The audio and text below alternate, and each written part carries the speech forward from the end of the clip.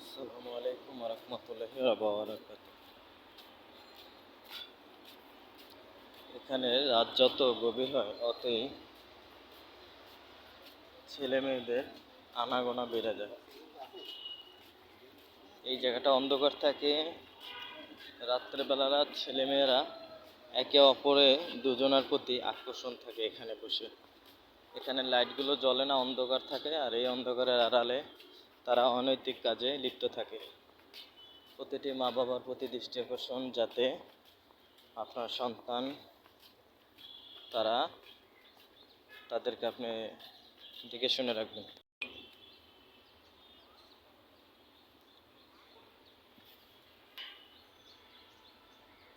এই যে পানসি রেস্টুরেন্টটার পাশে একটা লম্বা ব্রিজ আছে। এই ব্রিজটা পাওয়ার পরে গোল চত্বরটা, এখানে গাঁজার আসর বসে। ছেলে মেয়ে দুই পক্ষে দুইজনে মিলেই গাঁজা খায় এখানে।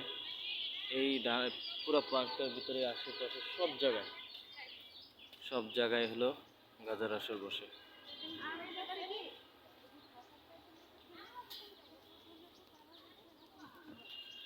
এখানে আসলে গাঁজার আসর বসে।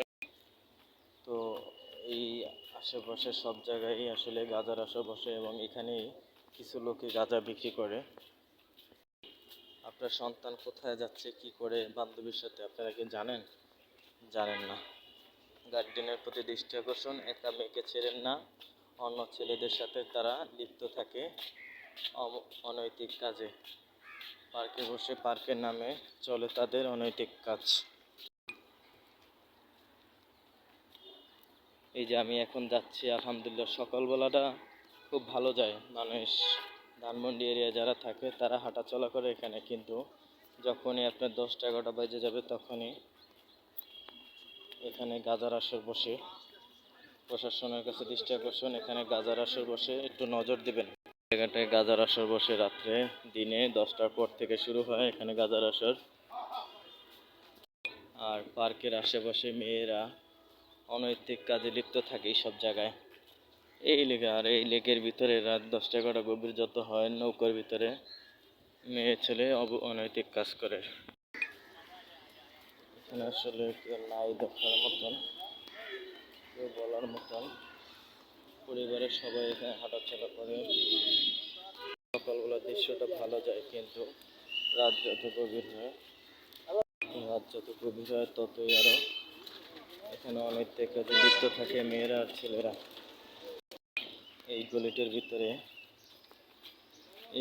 ভিতরে অন্ধকার থাকার কারণে এই হাতের বামে একটি প্রাইভেট কার থামাইয়া কিছুদিন ধরে আমি এই জায়গাটা ফলো করি। এখানে একটা মেয়েকে ধর্ষণ করে গাড়ির পিছনে নিয়ে। তো অবশ্যই ছেলে মেয়ে দুইজনেই